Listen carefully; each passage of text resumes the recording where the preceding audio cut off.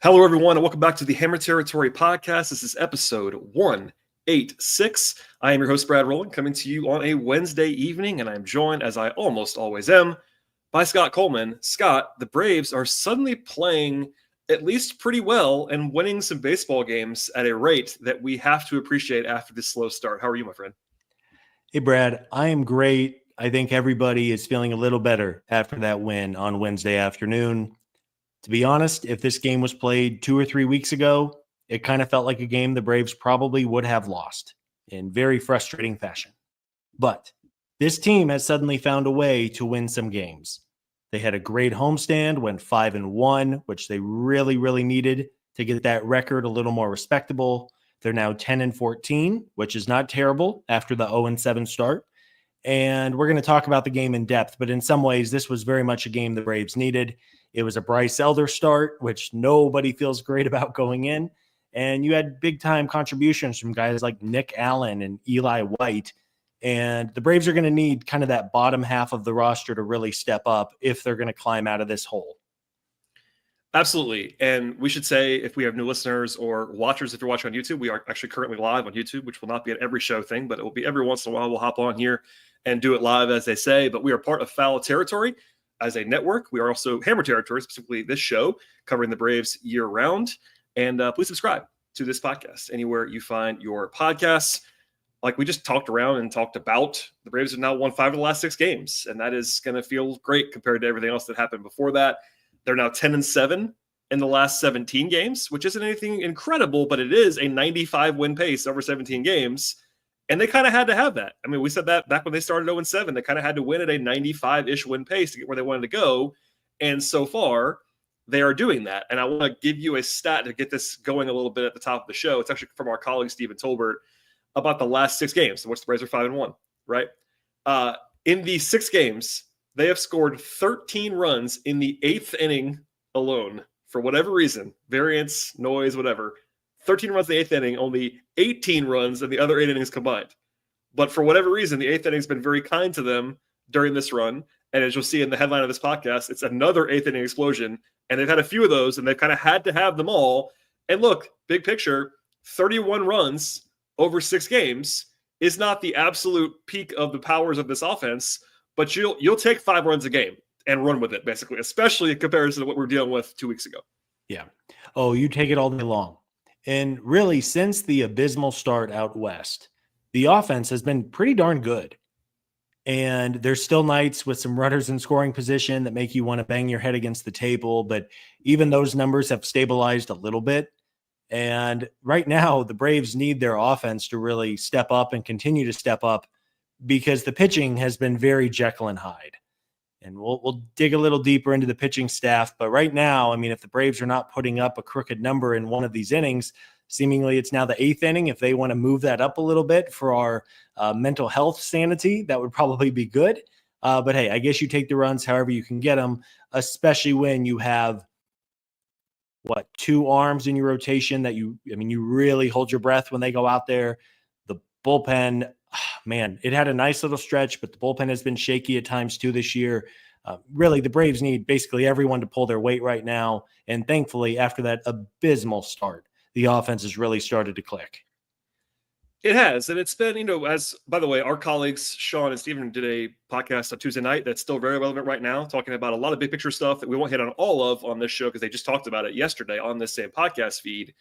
But in that conversation, I found myself nodding along a lot to it. And basically the reality being that the current roster kind of needs the offense to be really good, because the pitching staff is not what it has been in previous years, especially when compared to last year, where the pitching staff was not so secretly awesome. And this year that has not been that way. And if you look at the personnel, it may not ever be that way this year. So they have to score runs. And that's why it's so encouraging that they actually are scoring runs.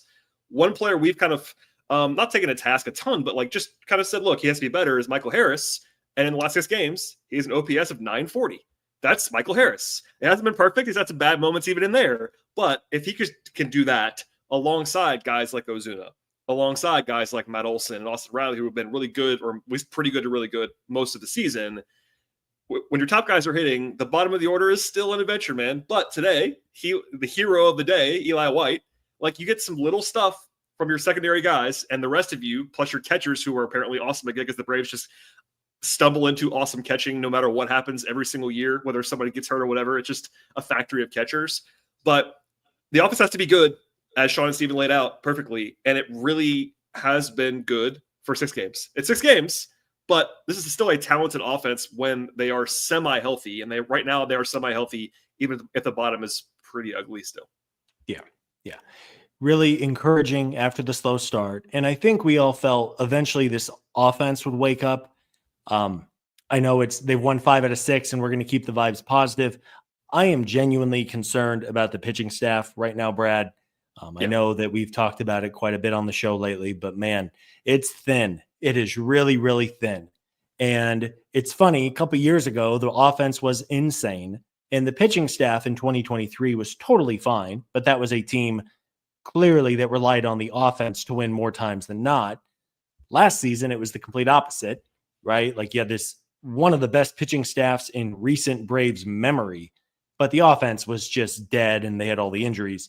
This year, it's maybe not quite the extremes of 2023 because that was just a historic offense that we'll probably never see again. But it feels like as we come up on almost a month into the season now, this is very much going to be an offense-first team. And then maybe if they can stabilize that bullpen and get some reinforcements in the rotation, especially when Strider comes back, maybe then it'll balance out a little bit. But it feels like this is going to be a team that wins more games 7-5 than they do 2-1, which was the case seemingly every night last year.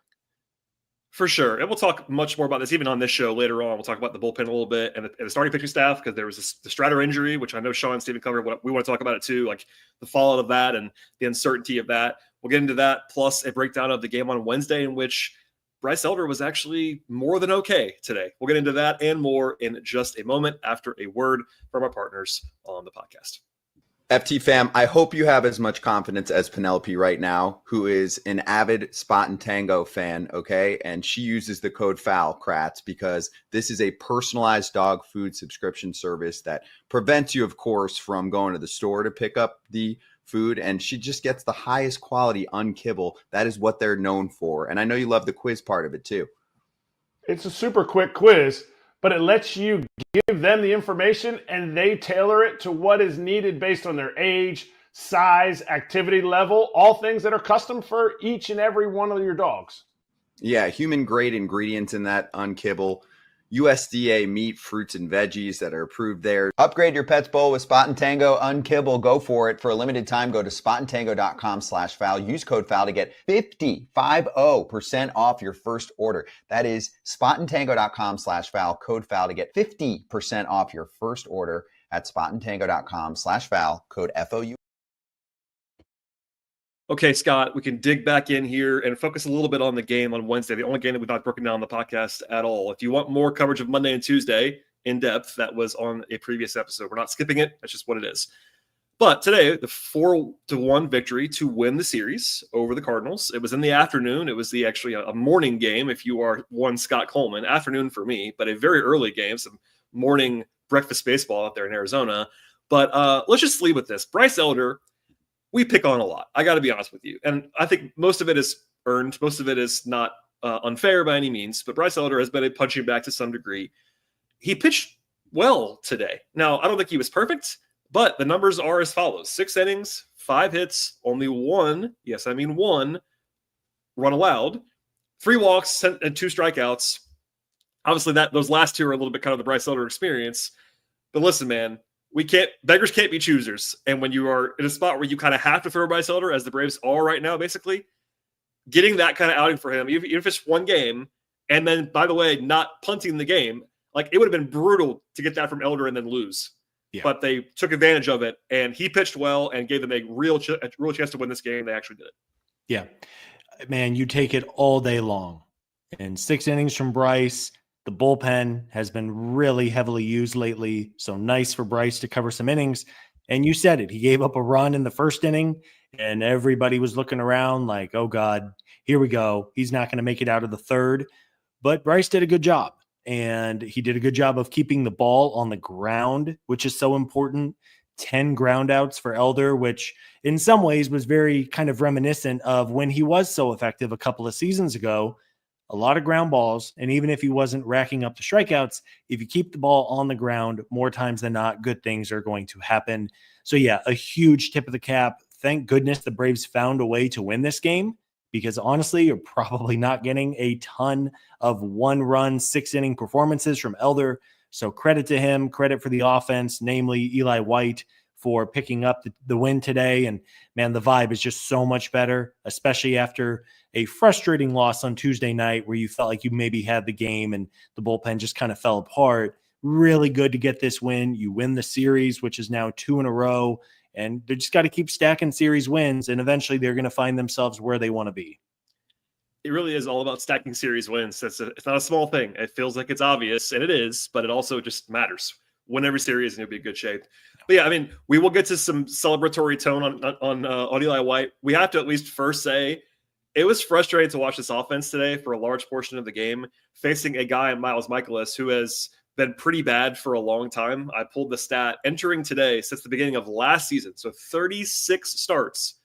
Michaelis had an ERA of 5.56, and he was just lighting the Braves on fire for a large portion of this game. Now, to be fair, we won't chronicle all of it, but basically every inning, the Braves had an opportunity to score, and a combination of bad luck and bad performance led them to not score for a long time. What was your favorite of the blown opportunities? Do you have a favorite of the first 5 innings of not scoring?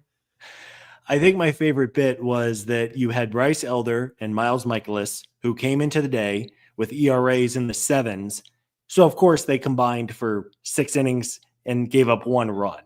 Perfect. Very on brand. I think on Friday, the starters are Chris Sale against Zach Gallen. Just watch. The score will be like 8-7 in the 4th inning or something crazy. That's baseball. That's why we love it. Yeah, man. I mean, for 75% of this game, it was more of the same. A lot of frustrations, a lot of kind of the same old Braves where they do a good job getting on base, but then they just can't capitalize. There was one in the first where Matt Olson hit a 114-mile-an-hour rocket. It had an 850 expected batting average, and it was right at the right fielder. There was also a bad moment early with Nick Allen getting picked off with runners on the corners to end the inning. He could have gotten into a pickle, at least tried to let Eli White score, and that didn't happen. So it was lining up to be one of those games where we did a podcast after and just lamented the many wasted opportunities. But thankfully, the 8th inning happened yet again and kind of bailed the Braves out.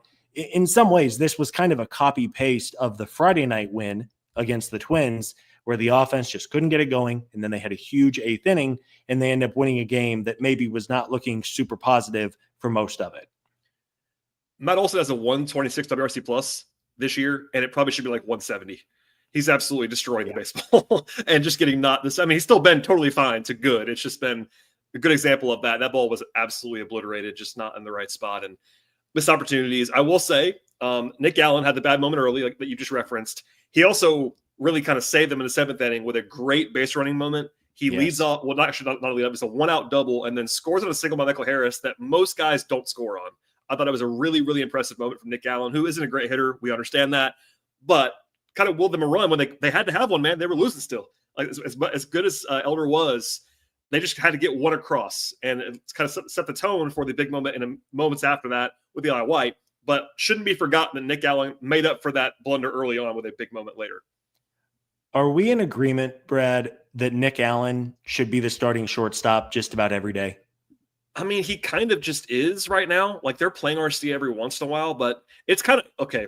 It's funny because Nick Allen, we talked about this even when they signed him. He has a career 54 WRC plus.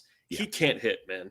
But it's 79 this year in a small sample size, and he's just a better defender than Arcia. And if Arcia's not going to hit either, Allen can run in a way Arcia can't run.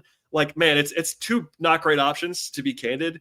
But yeah, I think I like it better just intuitively when I see Allen in the lineup versus Arcia at this point, which is a big fall off for Arcia. We've covered that ad nauseum. We don't have to do it again now. But look, in our mentions today, I'm sure you saw it too. People were asking about Eli White playing shortstop full time after today's game, which he can kind of fake, I think, maybe. But I think it's going to be a lot of Nick Allen until or unless Nick Allen just cannot hit at all, which I think he kind of can't, to be honest. But look, we've seen this over and over again in this regime, and it's defensible to some degree. when all else is equal, Snit and maybe even Alex, but especially Snit, they're going to default to the guy who's a better defender. I feel like if it's close, and it is at the play right now, it shouldn't be close because Nick Allen is such a bad hitter. But for me, if you go by their history, it's not surprising that they're playing Nick Allen more than Arcia because Nick Allen is catching the ball more and he's just a better athlete and all those things. I don't know. It's weird. Yeah, it was noticeable on Tuesday night when Arcia got the start and he had two balls that just, I mean, man, there was one that went under his glove that cost the Braves a run. And then there was kind of a, I don't even know the word, a little blooper to shallow left field that was not Arcia's fault, but he didn't field the ball cleanly and it allowed the runner to go to second base. It's noticeable. Nick Allen is a significantly better defender right now. And that was really his one calling card. It's the reason why the Braves kind of aggressively in the offseason went out and traded for Allen, gave up a decent prospect to get him from Oakland. But, clearly the Braves like something in him. And sure, neither option is fantastic. I think you would be thrilled. Honestly, like Nick Allen has an 80 WRC plus. I think you are thrilled if he can give you that with his plus defense. I think you take that all day long. Yeah, I think if you could guarantee me, and you definitely cannot guarantee, if you can guarantee me 80 WRC plus from Nick Allen, that probably is going to be at least like a 1.5 win player if he plays every day. That's not a good player, but it's not a terrible player. It's fine. It's more than enough given the situation. Look, it does help that the way they built this roster, for better or for worse, they kind of assumed shortstop was going to be a zero on offense, or at least something close to that, which means when it is a zero, it isn't as heartbreaking as it is somewhere else. If that makes sense, I'm not trying to agree on too much of a curve, but I think that we all kind of understood.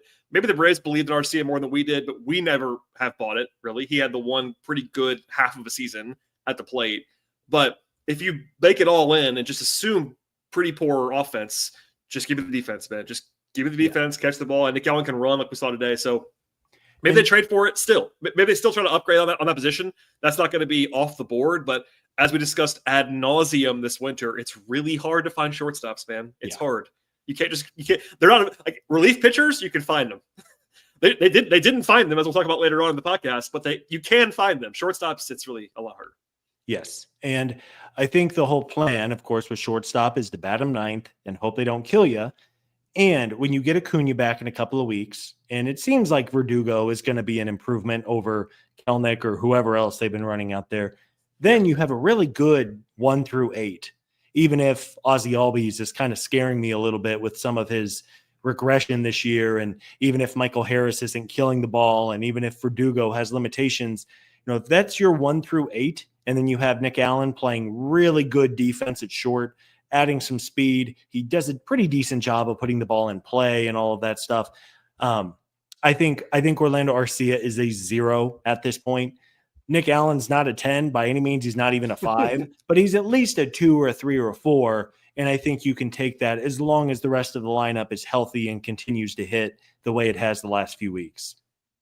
I do feel kind of bad about Arcia because until now, the glove has been enough to where it was, even if it was frustrating at the plate, he was playable.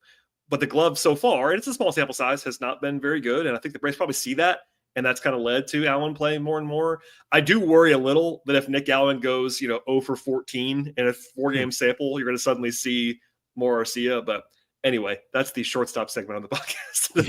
Yeah. Just Nick Allen. At bare minimum, I hit on one of my preseason bold predictions that Arcia was going to lose his job. I didn't necessarily think it was going to be 2 weeks into April, but to Nick Allen in April was not exactly on my bingo card. Yes, I agree. But yeah, you were right. He could get it back in theory, but I think he has lost it, at least for now. He's definitely not on the primary. They're still playing him every couple of days. He's not just gone, but they have certainly displaced him as a starter at shortstop. We said it before, Eli White, the biggest swing of the game, 3-run homer. And by the way, an absolute no-doubter, like a shot from Eli White, 434 feet on StatCast. Like that, it wasn't a wall scraper. If you told me without watching, Eli White hits a home run, I would have been like, all right, 378 right over the wall in the corner. But it wasn't that. He just smashed one, honestly. And to tell you how rare this was, and I will emphasize, the sample's pretty small. He hasn't played that much at the major league level, but it was his second home run since 2022. Only his 11th career home run in the majors. And it was the single biggest swing of the game by a lot. Obviously, we understand that. And again, like a no doubter in a big spot. And I saw all kinds of stories after from the beat guys about how this is like a storybook moment, and it kind of was. Like, we've always kind of liked Eli White, but he's a pure role player. We understand that, but those little things that you can kind of get from role players along the way to steal a win here, they can add up, and you don't want to overstate it. But it was a big moment, man. Shout out to Eli White. Yeah, I mean, a huge swing. Quite literally, that might have been the deepest home run Eli White has hit in his entire life. Look it up. I don't know if the minor league data is there, but at least in the majors, he launched it. I think Eli is actually using one of the torpedo bats, or at least at one point he was. Hey, he barreled the bejesus out of that baseball. You're right, man. That was a no doubter. I mean, I think it cleared the seats in left field and made it out to the facade. I mean, it was nuked. It was nuked out. It absolutely was. And, Eli White is known for really being the pinch runner. That's why he's kind of on the team. He's the fastest guy on the team, basically, other than maybe Prime Acuna is faster. But other than that, maybe you could say Prime Harris. But he's right up there. He can fly. But that's what his role has been, and maybe a little bit of defense or whatever. But yeah, a big time shot for him. I don't know if that's ever going to happen again this year. Okay, Scott, here's a question for you: will Eli White hit another home run this season? Great question. I'm not even being mean. If you go by the track record, it's not a guarantee he will. Like, it's maybe you say yes, but it may not be more than one more. He will torpedo bat a ball into the dugout into the bullpen. He'll do it on Friday in Arizona. He's going to homer again, and I'm going to make baby. Idiot. But yeah, the Eli White redemption tour. He will. Yeah, hey, great moment for him. The teammates in the dugout went nuts. He got mobbed in the dugout whenever he got there. I mean, it was just such a fun moment. And I mean, heck, we would have taken a sack fly in that moment. It was 1-1, runners on second and third, and one out. Just hit a ball to the outfield. And it wasn't even close, man. He just crushed it. Good for Eli. I'm sure it was a very happy flight for him and the whole team coming out west to Arizona. And man, I mean, you need players like Eli White to have their moment. It's not probably going to be every single night, but if he can just every now and then do something to help win the game, hit a home run, hit a ball in the gap, steal a base in a tie game in the ninth inning, whatever you have to do, the Braves need it. And good for Eli for really stepping up when they needed him. For sure. And because, just to stay true to our podcast, many people, including me, honestly, I think Steven even tweeted this, were wondering why Verdugo didn't hit for White in that spot. I thought it in the moment. Snit was asked about it after the game, and he said he wasn't going to hit him for White, but he was going to hit Verdugo, the next batter, for Fairchild. Yeah. Obviously, you don't want to say now that it was the wrong decision because it obviously worked out great. Did you have the same thought I did? Because I'm not saying it was a crazy decision not to do it, but I was like, man, you got Verdugo. This is a pretty big spot. He's a better hitter than White. Like, why don't you use him now? But okay, Snit, 1-for-1. Yeah, it worked out. Brad, are you a better baseball player than Stuart Fairchild? Because no, I'm not. No, actually, someone brought this up to me the other day. I want to make sure I'm not crazy about this. I think in his career, he's got like a pretty good platoon split where he actually hits like fairly well against one side of the plate. Not this year. Yeah, not this year so far. I believe he is now. Yeah, he's I think he has one hit in 20 plate appearances for the Braves. He may not be long for the roster. We'll see. I don't want to be mean because he has had some moments in the major leagues. So he's not, I think he's probably better than he's been so far with the Braves. But you know what? Stewart was going to get pitched in for. So maybe, okay, if nothing else, Snit essentially admitted he believes there's a big enough gap between Eli White's bat and Stuart Fairchild's bat where he was going to pitch it for one of those guys and not the other. Yeah. So if $1 million was on the line, I would take Eli White over Stuart Fairchild. Maybe that's crazy. Maybe that's a prisoner of the moment, but I'm laughing at the YouTube comments, which by the way, feature our old co-host, Eric Cole, who's in our YouTube chat right now, which shouts to Eric, but they're making fun of me and the idea of me hitting big league pitching. And by the way, that would be the funniest thing anyone's ever seen. I'd have absolutely no prayer. I would stand there and not swing. I promise you that. No chance. Just hope to walk. Only opportunity is just to walk. Maybe we could get like Sean Newcomb out there and he could throw 4 balls before 3 strikes and see what happens. And hopefully not hit me.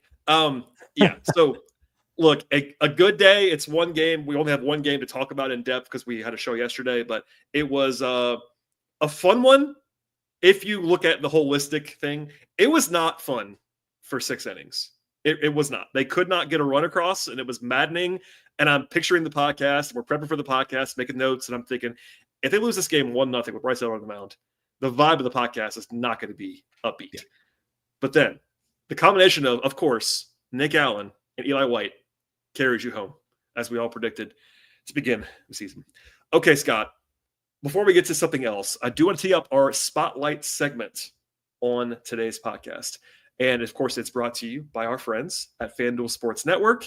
And that's the place to watch the Braves all year long. Stream them there. And we'll tell you more about them in a second. But our spotlight today is actually going to be a guy who's kind of always been good the last couple of years, but has some pretty crazy outlier numbers we have to highlight. And that player is Marcell Ozuna. Marcell Ozuna, I think people know he's been pretty good so far, but a couple of numbers to throw at you, Scott. He has a 189 WRC plus. That is second in the National League so far. That's pretty good company. And how about this? He has a 500 on base percentage. Now, I understand it's April 23rd, but it's basically a month of baseball, and he has a 500 OBP. What do you make of that? Because Marcell has been not like mashing the ball power-wise. I mean, his numbers look good, but he's just not swinging because he doesn't have to. They're just walking him, pitching around him, or whatever has happening there. But that's some Bonzian on-base numbers for a month. And the at-bats are just so good. And Marcell, whenever he does make contact, he's done a good job of making hard contact. But he has just become this uber patient hitter at the plate and not giving into pitchers on the corners. And I mean, he was always a pretty good on-base guy. I think Marcell's career on-base or career walk rate is about 10% and has never been a home run or bust player by any means. But this year, man, I mean, Marcell goes up there, he makes the opposing hitter or opposing pitcher work, and 500. The 500 on-base percentage, almost a month into the season at this point, is really impressive. And whenever he's in the middle of Riley and Olsen and Michael Harris has turned it on, Sean Murphy continues to hit for a lot of power. Or even when Murphy's out, you have Baldwin. You know, we need more on base in the middle of this order. And if Marcell can come even close to this, he's not going to carry a 500 on base all year long, I don't think. No. But even if it comes down a bit and he's, if he's a 400 on base in the middle of this order, that is truly awesome. The power is still there. He's hit for some power. He may not hit 40 homers again this season like he's done in the past, but just so impressive that Marcell, for everything this guy has done since 2020, good and bad, on the field, off the field, all of that, he has managed to become genuinely one of the 5 or 6 best hitters in baseball for 2 calendar years now. That is crazy. We were calling, not just us, everybody was calling for Marcell. Everybody, even the biggest Marcell Ozuna Braves fan out there, this time 2 years ago or just before it, we're saying, when do we DFA Marcell? He can't hit, he can't field, he can't do anything. And he is up there with quite literally the best in the world offensively for 2 years now. Aaron Judge, Shohei Ohtani, Freddie Freeman, Yordan Alvarez, Mookie Betts. He compares with all of those guys, and it's just crazy that he's doing this now in his mid-30s. Yeah, 34, and the worry would have been, if there was one about Marcell at the plate, would have been like, look, he's at the age where you slow down, maybe. Like 34 years old, like there's not a guarantee. And he's had this incredible underlying data, batted ball profiles, barrel rates, all those things that we like to point out for a couple years now. And yeah, maybe that's a little bit less. We'll see. It hasn't been this year so far, but he's currently leading baseball in walks. All of baseball. And he's I think he's the only player right now in the league, maybe one of a couple players to have more walks and strikeouts. Last year, there were 3 guys in the entire league that had more walks and strikeouts. It was 2 superstars, Juan Soto and Mookie Betts, and Steven Kwan, who just doesn't ever strike out, basically. Great hitter, but not a power guy at all. To have the combination of Marcell's power and a more walks and strikeouts profile is like rarefied, again, Soto and Betts era from last year. That's super duper duper star level. So anyway, Ozuna's been awesome. Want to shout him out, because we talk about a lot of these guys like Olsen and Riley and the guys who are supposed to hit for the Braves, sans Harris and sans Ozzy, kind of the 3 real boppers have been more than good enough so far. Yeah, the 3 of them. Yeah. So and Ozuna's been the one that's been the best the whole time, and it's like because of that we don't talk about him that much, which is why we should talk him now. But like, man, you don't want to take it for granted because they need it. But he is doing it again.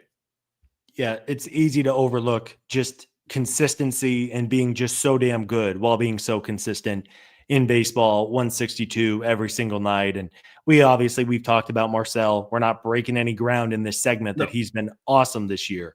But man, I mean, just such a good hitter, a complete hitter in a lot of ways too. And the fact that Marcell is doing this, and if he just keeps on going for another 5 months, he's going to get a really, really nice contract this offseason. And I don't think there was a person on the planet this time 2 years ago who would have thought that was even a remote possibility. No, definitely not. Okay, we'll get into some stuff about Spencer Strider's injury and fallout and all that stuff there, some pitching talk, and then a preview of the Scott Coleman Bowl between the Braves and the Diamondbacks over the weekend. First, a word from our friends at FanDuel Sports Network. You can now stream Braves games through FanDuel Sports Network, and if you use the promo code BASEBALL30, that's promo code BASEBALL30, you can start it off with a 30-day extended free trial at FanDuelSportsNetwork.com/packages. That is FanDuelSportsNetwork.com/packages. Promo code BASEBALL30. Offer expires 5/2/25, $19.99 a month after free trial. Cancel during free trial to avoid charges. Eligibility restrictions apply. Visit FanDuelSportsNetwork.com for details. Okay, Scott, let us talk a little bit about Spencer Strider and an unfortunate absence. Now, It was discussed yesterday a little bit by Sean and Steven, so it's not breaking ground on the podcast. But if you missed it, Strider went down with a ill-timed hamstring injury while playing catch, apparently. Kind of strange for a professional athlete, but he felt it. And I think to his credit, he was like, I can't go. And by the way, Spencer Strider is an absolute physical beast. So, like, he's not a soft guy. Like, he's going to pitch if he can pitch, and he can't pitch.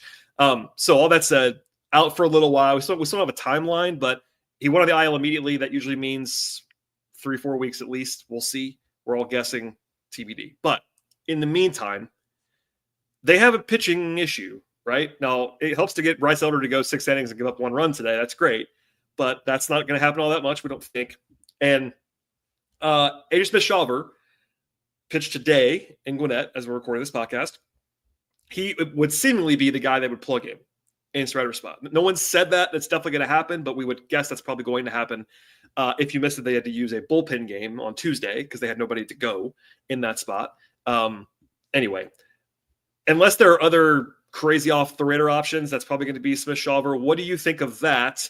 And also, just the reality of not having Strider. And then people don't even talk about Ronaldo Lopez anymore because he's going to be out for a while. But, like, this is 2 of their – they had 4 proven starters entering the season. One of them, Strider, had not even come back yet. And one of them was Lopez, and they're both out again. So they had 4. Now they take away 2. They only have 2 guys left who we would trust as starting pitchers.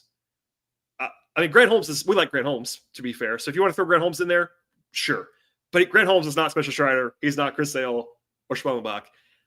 Where are we? I mean, we led with the fact that the offense has to be a lot better because of the pitching staff. But look, the reality is it's kind of bleak, man. Like, the rotation's kind of ugly at the moment. Yeah. Not kind of. It is. It's kind of ugly. Yeah. Yeah. And first of all, the Braves really need Chris Sale to figure it out. They need Spencer Schwellenbach, who's been fine, but I think Spencer can be better than what he has shown, especially in his last couple of starts. And Grant Holmes is exactly who he is. He's effectively wild when he's good, but overall, Grant Holmes is not even on my top 10 concerns about this team. But I think it's AJ Smith-Shawver's time again. We were all pretty confused why they decided to go with Elder over Smith-Shawver 2 starts ago, but clearly these things kind of have a way of working themselves out, and now we're getting both. I have to think it's Smith-Shawver. He would pitch on Monday in Colorado against the Rockies, which, I don't know, Coors Field for a young guy like Smith-Shawver, not ideal, but they really don't have any other option. A bad opponent, though, which might help. The Rockies are quite bad, so that might be helpful. Yeah, and I mean, other than Smith-Shawver, I mean, you can always do a bullpen game. The Braves could go really them. I know the prospect guys are high on guys like Lucas Braun and Blake Burkhalter, but they're down in Double-A, and man, that would be quite the jump to ask. It would be a Schwellenbach type of jump, and that's a lot to ask of a prospect, but not someone who is viewed as elite in the eyes of the talent evaluators. So yeah, I think it's Smith-Shawver. Let's hope the command is better than what he has shown. The stuff is still quite good, but I think we're all just going to kind of hold our breaths right now for at least those two starts for Smith-Shawver and Elder. And if the Braves could get to a spot where maybe they're splitting those games 50-50, I think you take that all day long. Yeah, and the other guy who people know the name of, Hurston Waldrop, has like a 6-something ERA in Gwinnett. I haven't been watching him, to be fair, but that's not the greatest indicator, you would say. And a guy who I think is seemingly supposed to be far away anyway. Not far away, but like not ready to go right now. Somebody asked friend of the show, Gore of the Deck, about Waldrop in a Q&A the other day, and Gorov's take is just the fastball is nowhere near major league ready. He doesn't command it. Yeah, he doesn't command it, doesn't have a lot of movement. He is effectively a one-pitch pitcher, and there's no way. So if maybe Waldrop gets better, he was a first-round pick for a reason, but if folks have been asking or thinking about him, I mean, I would be shocked if he's up anytime in the next couple of months. Yeah, we tend to agree there, other than maybe a plug-and-play because they have to kind of situation. Just we see that before where they've had to go to pretty deep depths in the past just to get a guy with a fresh arm. Look, we don't want to do the victory lap, but there is a reason why we spent a lot of the winter. Bullpen is the one that everyone's mad about, and including us, to be fair.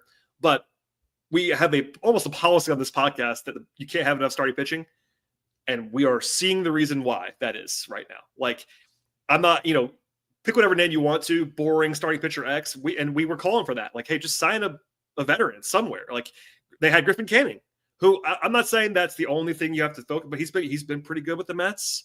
That was a guy they literally had in the organization. They traded for him and then DFA'd him. So like they had options. We don't have to really get the whole thing, but people were, and I get why, because if all you want to do is count to 5 or count to 6, they kind of had enough. But man, you just need more. You need more than 5 or 6. That's just been proven over and over again, and we unfortunately already are seeing that on April 23rd. I will never understand what exactly happened this offseason with the financials. I have a theory.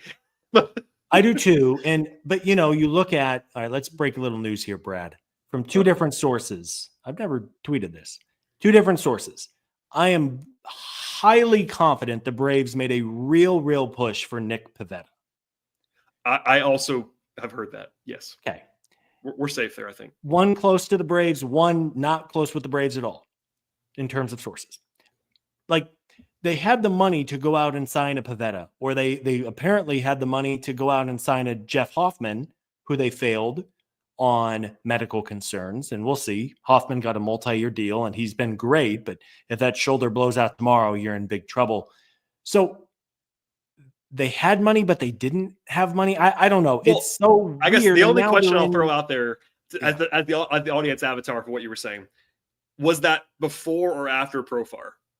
Was it like, did they have 1 bullet to fire and they fired on Profar instead? Which, by the way, we liked, but that has not gone well so far, as we all know. I don't know. We don't know for sure. We'll never know, to your point, probably. Alex is never going to tell us. But it is weird. And even if you didn't aim high like that or aim higher like that, you could have signed a starter for $4 million or $5 million or $3 million. A boring guy that everyone would have hated, or just kept Griffin Canning or whatever. And I promise you, that player would have projected to be better than Bryce Elder, better than Lucas Braun in 2025 in the major leagues, better than Hurston Waldrop. Like, you could have used an arm, whether it be a starter or a bullpen guy. And again, we don't have to do this every episode, I promise you, but because we're talking about this theme, it does make it more glaring. And I was the one that I think went off the least about the bullpen, because I think bullpens are volatile and they kind of have a lot. But even then, that hasn't worked either. Like, they could have spent money on the bullpen. They didn't do that. And they had the excuse of Joe Jimenez being hurt and he's making $8 million. Like, that doesn't matter. You've already spent that money on somebody that you can't pitch. But man, this bullpen's not good either. Like, on paper, it's just not. Like, you need the best versions of Dylan Lee and Aaron Bummer and other guys. Dylan Lee has not been the absolute best version of himself so far. Rysell's not been himself so far. You can't afford it, man. You can't. It's too thin of a group. So we were intentionally positive for a lot of this episode. They still got to pitch better. And I think that, maybe, Scott, you know me, eternal optimist, do my Sean Coleman impression here on the podcast. Maybe Alex has the slush fund ready. And he's like, you know what? I'd rather have it in July or rather have it in June to spend than try to sign somebody in March. Maybe that's it. But boy, They're going to, if they right the ship the way they have so far, knock on wood, they have so far righted the ship to some degree to stay in this thing, which is only half the battle, or not even half the battle, a third of the battle. But they can't keep this pitching staff as constructed right now. Cannot possibly be the pitching staff on August 1st. It can't be. Oh, no. If they're trying to win, if they're not in a selling mode, like if they keep winning at a reasonable clip, they got to buy pitching. They have to. Yeah. Yeah. Yes. I mean, it's not sustainable. Now, Let's hope that Strider is back in a couple of weeks. It was a grade 1 hamstring, so as mild as the lightest one. Yes. Yeah. So you get Strider back. Hopefully Grant Holmes holds up, which is not a guarantee. And if you get to a point, let's say that Aegis Mishawver gets better with more experience and seasoning, then your rotation is going to be fine. It may not be last year's rotation, which was incredible, but it'll be fine. Yeah, I agree. Bullpen, I don't know. It's every night you're going to be white knuckling it, and some nights it's going to be fine, and some nights it's not going to be fine. Well, before we move on, we should say old pal Jesse Chavez is back to save the day. Yeah, baby. Now he is back. The last part I was kidding about. He is back. He was signed to a major. He was promoted to the major leagues today. He didn't pitch today. He pitched once earlier this year with the Braves. Got DFA'd. Miners back. He's always back. He's always somewhere lingering at the ripe age of 41. We've said this before. Jesse's been pretty bad for about a calendar year now. I would not bet on him saving anything, but he's around. He's an arm, and there it is. And I mean, unless you have anything else to add, we should note Nacho Alvarez on a 60-day IL. Not great. That's a wrist issue for Nacho. Ooh. We didn't think, well, I don't want to speak for you. I didn't think he was going to help the Braves this year anyway at the major league level, but you don't want to see one of your better young guys out with a wrist injury for multiple months. Like, that's not good news for anybody involved. Even if he gets traded or whatever, like that's not good for him, period. Yeah, especially for an organization that does not have a ton of position player depth of real prospects or semi-real prospects. Yeah, it's a bummer for Nacho. Hopefully he's able to get at least a couple of months in this year and build on the things he did last season, even if he's not ready for the majors right now. And then, yeah, I mean, the bullpen, you mentioned Jesse Chavez. Maybe Jesse can find the fountain of youth and be the pitcher who was pretty effective in the first half, although the second half was quite bad. Craig Kimbrell is now with Gwinnett, so sounds like Craig will be up. Yeah, he's coming some point. We should say, I know Steven and Sean did it last night. We'll also say this is not going to be 2011 Craig Kimbrell at this point. If he can be a stabilizing force and be better than Aniel De Los Santos or Rafael Montero or one of those types, then awesome. That will definitely help. That will definitely be a role. But there is a reason that Kimbrell was a minor league free agent signing in the back end of March. I think we have to temper expectations. I saw people today asking if Kimbrell might take Iglesias' job closing. Oh my Lord. I would be shocked. I mean, Iglesias has been really bad. I would think it'd be Daysbell before that. Daysbell, Pierce, Dylan Lee, Aaron Bummer are all better than Craig Kimbrell. Yeah, probably. In 2025. They are. I mean, unless Craig finds something that he has not had for a couple of years now, those five guys, including Rysell, I think, hopefully Rysell is still better than Craig Kimbrell. But yeah, you're hoping Craig Kimbrell can give you some middle relief. That's what you're hoping for Craig Kimbrell. And if he surprises us, that'll be an awesome story. A guy who was the best reliever pitcher in the world for several seasons with the Braves. He was that good for a long time. Might be going to the Hall of Fame. That's how good he was. Yeah. He hasn't been that guy for a while. So anyway, a name to keep in mind between Jesse and Craig and whoever they come up with. And I joked about it earlier, but relievers are generally kind of cheap in the trade market. You can find relievers. They've done it before. They've traded for guys that end up being helpful. You can overhaul the bullpen relatively cheaply. Starters is a different story. It's harder to do that. So we'll follow that arc later on in the year. Okay, Scott, quickly, we'll hear from our sponsors, then we'll come back and preview Braves Diamondbacks, which gets underway on Friday evening out there in Phoenix. Take me out to my TV on FanDuel Sports Network. Yeah. Watch me some dingers and RBIs. I'm just glad they have my local team live for its root. We'll root for the Bravos. If they don't win, it's a shame. Braves games, announcers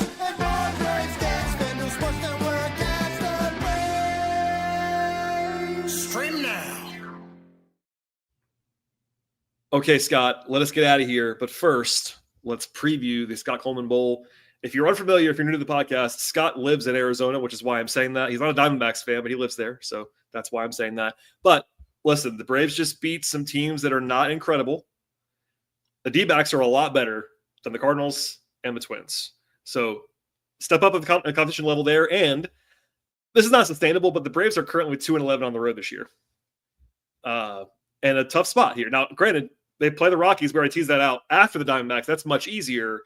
But if they could beat the Diamondbacks in a series, that would be very, very positive because the Diamondbacks are good and frisky. Yeah, kind of crazy. The Diamondbacks are 14-9, and they're in fourth place. The NL West is NL West, man. I mean, you might have 4 playoff teams from the NL West, which is crazy. I know it's still early, but the Diamondbacks are legitimately good. The lineup has been crushing it. I think the last time I looked, D-backs were top 5, top 6 as a team offensively. The pitching has been okay. Guys like Zach Gallen and Merrill Kelly, who the Braves are going to see this weekend, actually haven't pitched super well, but they have a track record and a long history of being good. So yes, this is clearly a step up in competition. Probably the best team the Braves have seen since they went out west to play the Padres and the Dodgers to open the year. Maybe the Phillies too, although Philadelphia just got swept by the Mets. The Mets are rolling, unfortunately, for the Braves. Mets never lose, and the Phillies have some problems. But, it's going to be a challenge for sure. There will be a million Braves fans at Chase Field, which is always fun.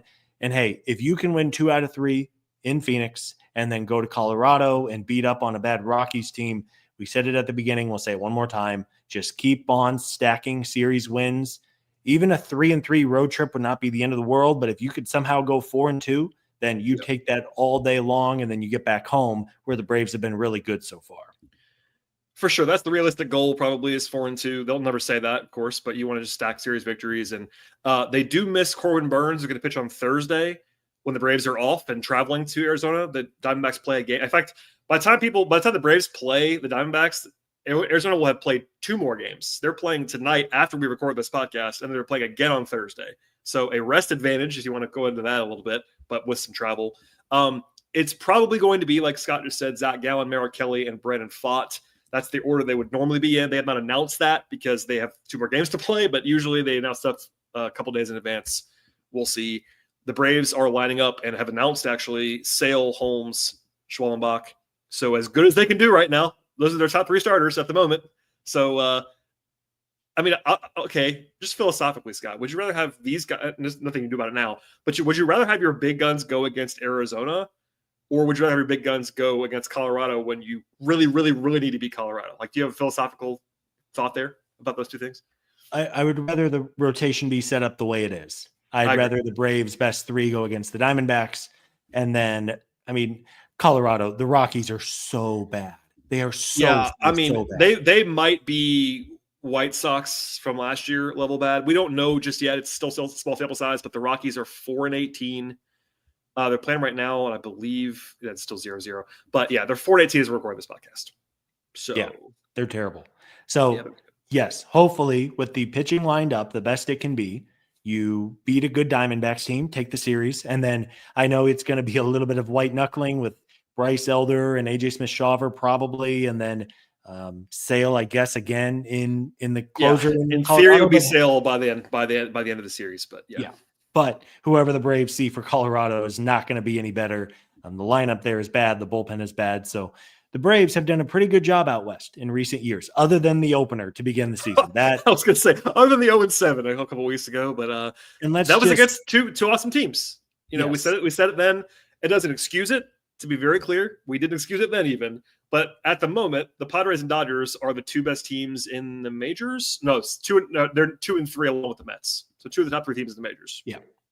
And we won't relitigate it. Braves very easily could have won a couple of those games. Yep. Hopefully they play well against Arizona and then take advantage of a bad Rockies team and just keep on rolling, man. That's what they're going to need to do. The schedule, so they have the Diamondbacks are really good. And then they come home and play the Dodgers, who somehow every year have half of their pitching staff hurt by May 1st. And that's the case again this year. But once you get past Arizona and LA, the schedule lightens up quite a bit. And let's hope Reds, Pirates, Nationals in a row. So yeah. Take advantage. Hopefully get healthier. Let's get Ronald Acuna Jr. out on a baseball field soon so he can return. Hopefully Strider's back in a few weeks with that hamstring. All good things. Get some more depth and reinforcements with Kimbrel and the bullpen, all of those, and just keep it rolling because the vibes are much, much better now than they were a week ago. It was so disappointing to lose that series up in Toronto, but they came home, took care of business, 5 out of 6. And 10-14, while it's not where anybody wanted it to be, if you just told me blindly that this team would be 10-14 after the 0-7 start, I think I would have said, yes, absolutely, sign me up. Oh, for sure. And we started positive, we'll end positive. You never wanted to bake in the 0-7 start. But on the day they started 0-7, if you said 10-14, I would have 100% taken that. And I think anybody that's with a rational thought, because again, that's a 95 win pace over 17 games. Would it be better if they had 3 more wins right now? Of course it would be. But bit by bit, I would say. Just notch by notch, stack them, stack wins. Hopefully you go to Arizona and steal 2 here. That'd be great. The Braves are not like huge underdogs in any of these games. They shouldn't be.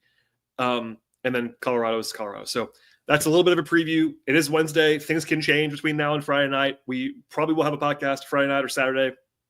So we stay tuned for that. And then usually it's Scott and I on Sundays in our typical throwback time slot we've been doing for how many years? A long time, Scott. I was talking on Sunday nights.